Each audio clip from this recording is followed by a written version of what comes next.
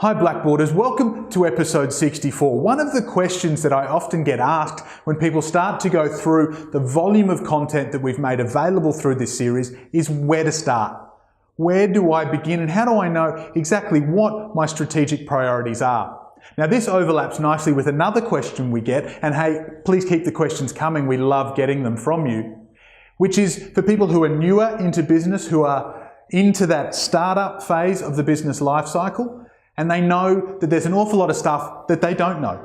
So where do they start? And crossing off the two of them, we've developed what I call a simple coaching project. Now I do this because it's something that my team can go in to any business and know that we're going to help create some outcomes by walking through the 6 coaching sessions that are detailed here, but it's also something that you could do yourself.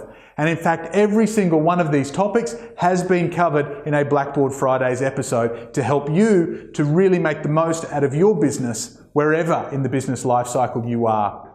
So the first conversations you need to have, if you don't really know where to begin on strategy, are around the different layers of context and the business life cycle. Now these were covered in the very first episode of Blackboard Fridays. The layers of context talks about how from a vision down, there are decision-making filters that impact us as business owners. And there's a great episode where we went inside Ed's head to determine the #1 priority for your business. And we did an exercise of marking yourself compared to your business across all the different elements of the different layers of context to determine which ones were causing the most negative impact in your business and where you needed to start. Use that information in conjunction with understanding the top 3 priorities for the phase of the business life cycle that you're at.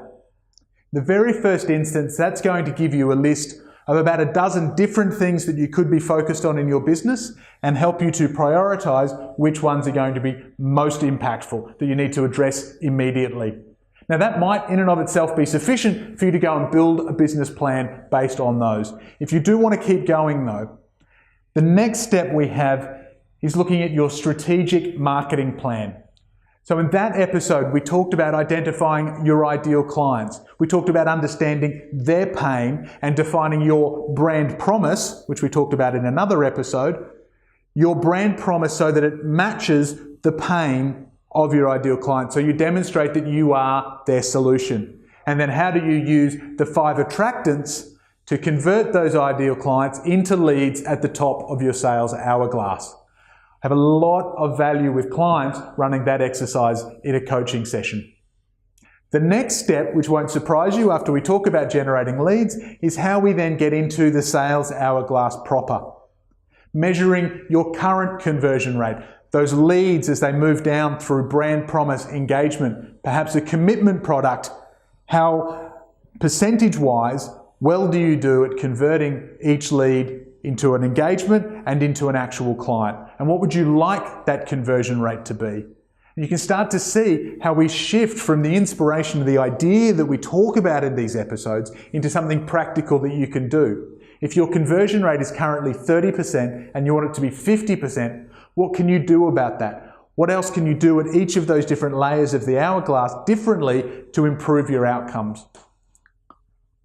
This is also a great time to look at your strategic referral channels. How are you building those relationships so you've got an unpaid sales force out in the marketplace sending you pre-qualified, pre-sold leads, because that will have a massive impact on your conversion rate if done well. We shift now from the revenue coming in to start looking at your profitability, your efficiency as you're investing money and time using the R&R framework. Clear roles and responsibilities to create rest and recuperation. The exercise you can run for yourself as a small business owner. Where are you spending your time today across the 4 categories of wealth, growth, revenue, and administration? What percentage is your current mix? And how would you like to be spending your time? And then use the Russian brothers exercise to shift. If you want to be doing more growth, more green time, well, that's things you need to be doing more of. But to create that time, there's probably some administration that you need to be doing less of. What are the specific tasks that you need to shuffle in order to have the right balance of your investment of time in the business?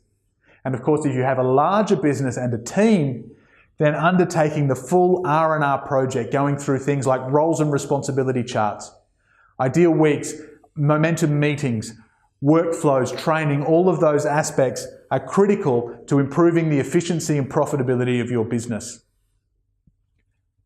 Once we start talking dollars, it's hard to escape them, and so session 5 is now building out the growth plan using the capacity engine framework to map your journey from now to where you want to be. We learned through the capacity engine that strategically there's only one decision you need to make in your business at any point in time. Do I need to be better, get more power out of my current engine, or do I need to be bigger and grow the size of my engine? It's taking those steps towards the vision that you defined that helps build the strategy of your capacity engine. And this is a good time to review your profit formula and to make sure that as you grow, you continue to do so in a profitable manner.